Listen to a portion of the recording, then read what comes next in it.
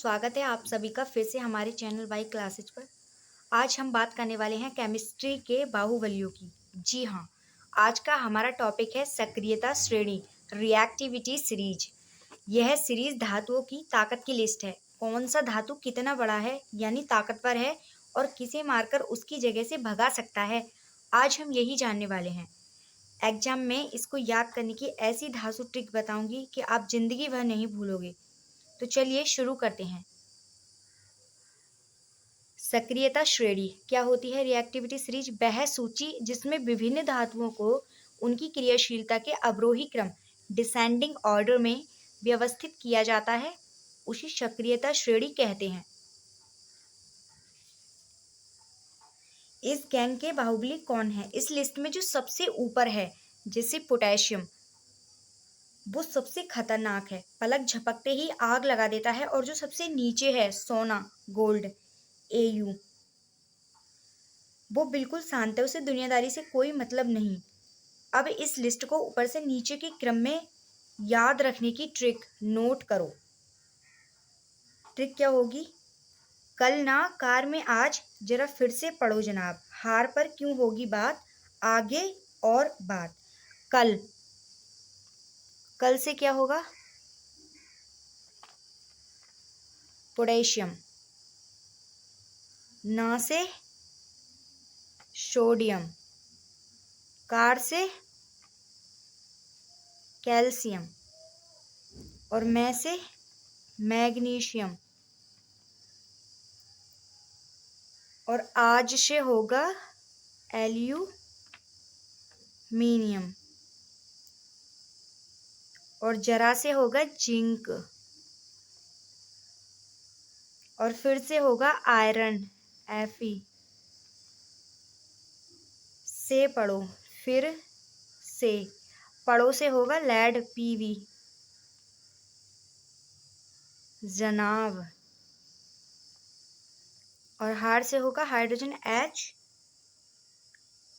हार पर क्यों, क्यों से होगा कॉपर, Cu और होगी, होगी से होगा पारा मरकरी, Hg। उसके बाद आएगा सिल्वर, Ag। आगे, आगे से होगा सिल्वर और से होगा सोना, गोल्ड और बात। तो ये है हमारी धांसू ट्रिक। कल ना कार में आज, जरा फिर से पढ़ो जनाब, हार पर क्यों होगी आगे और बात। तो आप इसे याद कर ले अच्छे से। सक्रियता श्रेणी का एक ही नियम है, जिसकी लाठी उसकी भैंस। जो धातु लिस्ट में ऊपर है वो नीचे वाली धातु के सामान को छीनकर भाग जाएगी। मान लीजिए कॉपर और सल्फेट SO4 दोनों आराम से कॉपर सल्फेट CuSO4 बनकर आराम से नीले पानी में घूम रहे हैं, तभी उसमें एंट्री होती है आयरन, लोहे की। लोहा लिस्ट में Cu से ऊपर है, Cu से ऊपर है लोहा, आयरन। लोहा आएगा, कॉपर को लात मारकर भगाएगा और खुद सल्फेट के साथ FeSO4 आयरन सल्फेट बना लेगा, आयरन सल्फेट बना लेगा। जैसे Fe प्लस CuSO4, तो क्या बना लेगा ये? Iron sulphate. और कॉपर बेचारा कोने में बैठकर रोएगा। पानी का नीला रंग बदलकर हरा हो जाएगा। और आपने देखा होगा कि गहने कभी काले क्यों नहीं पड़ते। आपने ये भी देखा होगा कि लोहे के बर्तनों में जंग लग जाती है, तावा भी अजीब सा हो जाता है, लेकिन मम्मी का सोना सालों साल चमकता रहता है। ऐसा इसलिए होता है क्योंकि सोना हमारी लिस्ट में सबसे नीचे है, सक्रियता श्रेणी में सबसे नीचे है सोना। यह इतना सुस्त और शरीफ है कि हवा, पानी या किसी एसिड को देखकर कहता है भाई मुझे कोई लड़ाई नहीं करनी।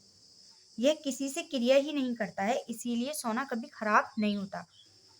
इसके अतिरिक्त सक्रियता श्रेणी से बोर्ड एग्जाम में 2 इम्पोर्टेंट क्वेश्चन भी पूछे जाते हैं, जैसे Na सोडियम और K पोटेशियम को मिट्टी के तेल में डुबोकर क्यों रखा जाता है, कारण स्पष्ट कीजिए।